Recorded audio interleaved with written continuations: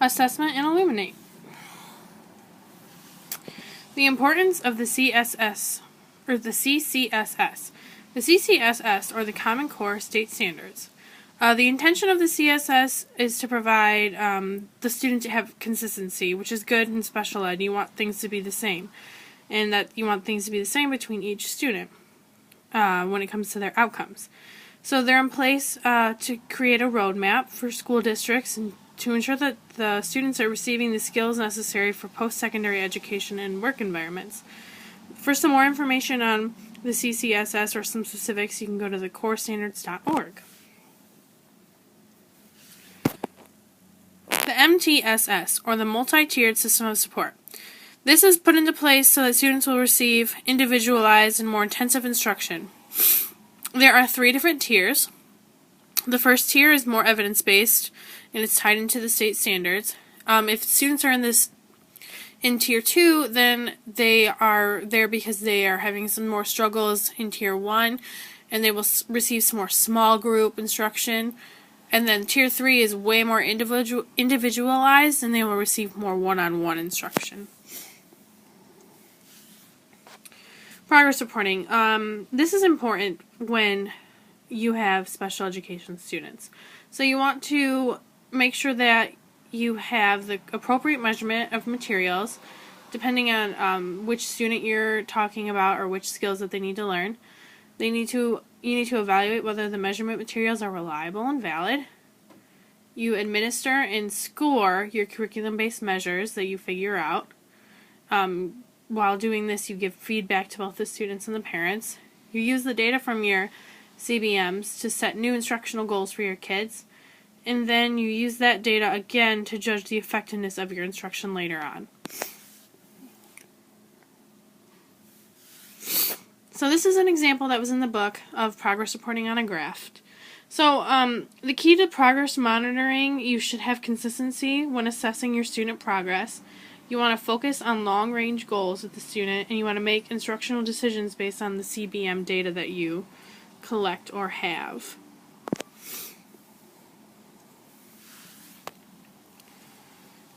Norm reference test. This is a test that reports whether or not the student performed better or worse than the average student. It's determined by other scores against performance results of a selected group of test takers, typically the same age or grade level are the students who have taken that prior test. An example is the Wechsler Fundamental Academic Skills Test. This is a normed test because it tests a particular skill set area for students of any particular area of need. Some accommodations or modifications. Accommodations, you change how a student learns the material. There are many different types of accommodations that are used in the classroom. Some of those are assessment accommodations, presentation accommodations, response accommodations, timing accommodations, and then environment and setting accommodations for your students. Modifications is a completely different thing. You change what the student is taught or expected to learn. They are not expected to learn the same thing as their other classmates, and they will typically cover less material. Usually the things that are considered to be less complex for that student are what is taught to them. Grading adaptation in the inclusive classroom. So there are 2 different forms of this. There is a classroom-wide grading adaptation that benefits all the students, including ones with disabilities, as well as a more individualized grading adaptation, and those are done for the students that have specific things on their IEPs that say so.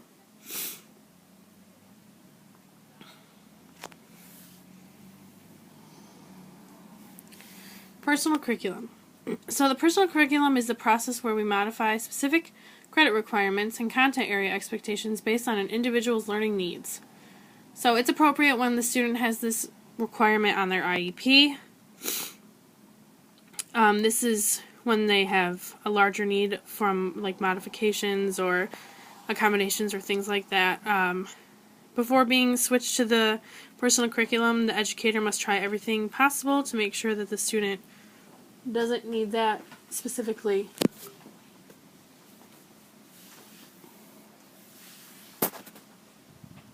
Illuminate is something great for special educators. It is important to look at this when you're implementing progress reports. It allows for there to be a database for us to go to when we need things. So I thought it was really interesting, the video that they gave an example of the tour. It kind of reminded me of Moodle of some sort. It's a place for us to go when we need to look at things. So for example, there's an IEP generator, which is really helpful for those first couple years, maybe as a special educator, as well as they'll take you on a guided IEP. Like they'll talk you through what you need to fill in, things like that. So I thought that was incredibly helpful.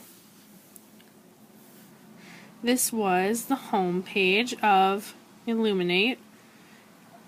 Also, what they showed us was it's your own sign-in type thing, so you can give feedback on what you're doing, and you can contact them. There's emails and phone numbers and Q&A type conversations that you can have with somebody if you have questions. It's incredibly cool.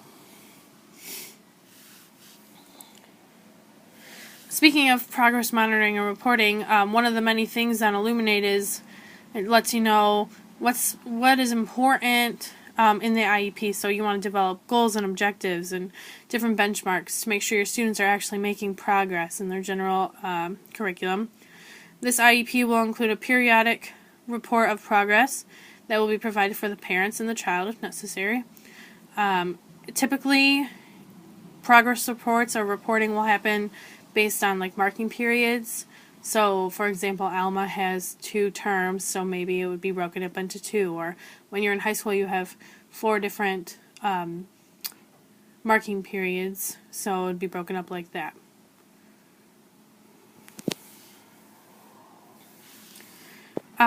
This screencast allowed me to remember the importance of accommodations and modifications as well as progress reporting. That's something that you never want to forget.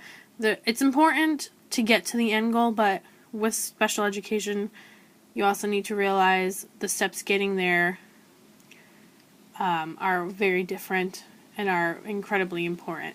And they won't be the same for 2 kids. So progress reporting allows you to make sure that you're getting to that end goal in a productive manner for that particular student.